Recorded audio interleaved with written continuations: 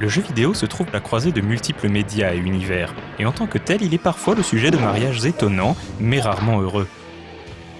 Les joueurs savent par exemple que les adaptations de films en jeu, et vice-versa, sont souvent à éviter comme la peste. Plus rare, il existe des jeux basés sur de célèbres groupes de musique, mais qui ne sont pas pour autant des jeux musicaux.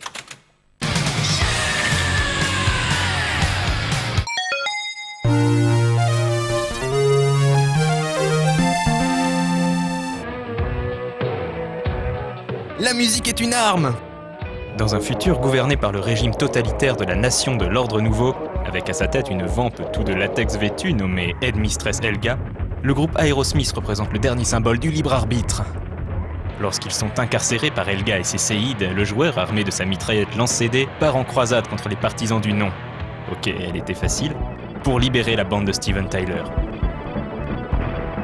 Dans les faits, Révolution X est un jeu de tir bête et méchant, où l'on se contente de tirer sur tout ce qui bouge à l'écran dans des niveaux tous plus laids les uns que les autres. Ce ne sont pas les personnages hideusement digitalisés ou les musiques qui répètent en boucle des samples de Hit the Reach, Ragdoll ou Sweet Emotion qui viennent sauver ce portage console raté d'un jeu d'arcade déjà peu reluisant. A noter qu'Helga était incarnée à l'écran par le mannequin Kerry Hoskins qui prêtait déjà ses traits à Sonya dans Mortal Kombat.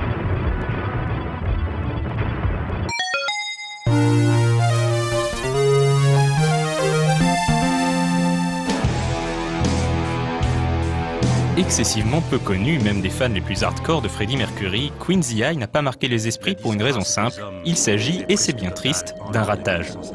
On n'y incarne même pas Freddie, mais un certain Dubrock. Vous êtes réveillé. Alors réessayons.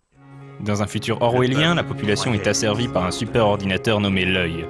Pour avoir accédé à des données confidentielles, Dubrock est condamné à mourir dans l'arène, pour divertir cette intelligence artificielle sadique. Le rapport avec Queen ne saute donc pas aux yeux. Voyons si notre concurrent peut entrer dans l'arène et atteindre. Au niveau du gameplay, on a affaire à une sorte de Resident Evil Kung Fu. C'est-à-dire qu'on déplace son personnage en 3D dans des décors précalculés aux angles de vue fixes. Il n'est pas difficile de voir en quoi c'est une mauvaise idée, sachant que le combat au corps à corps est l'élément central du jeu, avec, promet le verso de la boîte, plus de 200 coups à maîtriser. Hélas, rien que la vitesse de rotation de Dubrock rend la plupart des combats injouables. Impressionnant graphiquement au moment des premières previews, le jeu se révélait finalement bien fade au moment de sa sortie, la faute à un interminable temps de développement. Sans grande surprise, la musique est le point fort du jeu, avec ses 5 CD comportant des versions instrumentales ou remixées des grands classiques du groupe. A noter que les remixes étaient l'œuvre de Joshua J. McRae, du groupe The Cross, fondé par le batteur de Queen, Roger Taylor.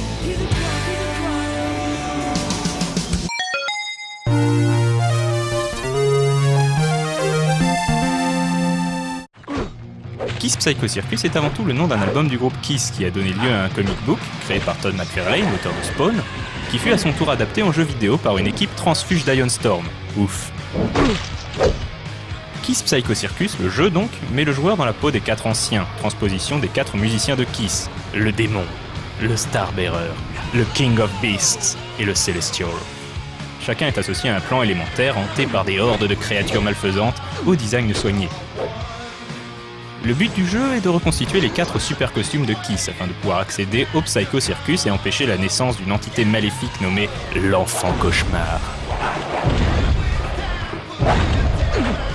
L'univers du jeu, à tendance gothique sous LSD avec ses architectures tortueuses et ses monstres de foire, fait une grande part de son charme.